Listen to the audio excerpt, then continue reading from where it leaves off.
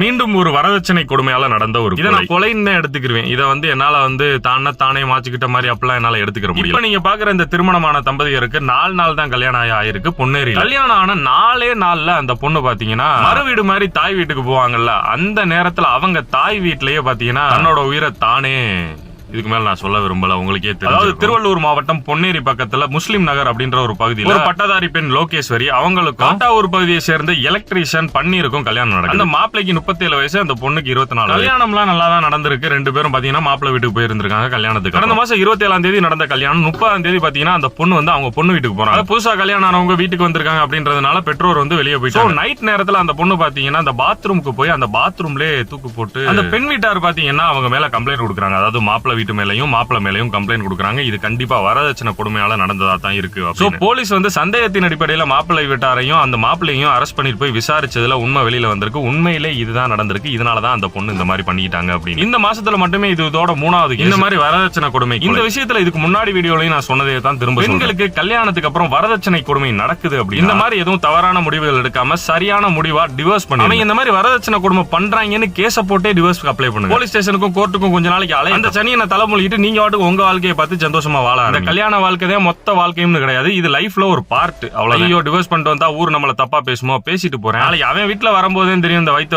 வலியும்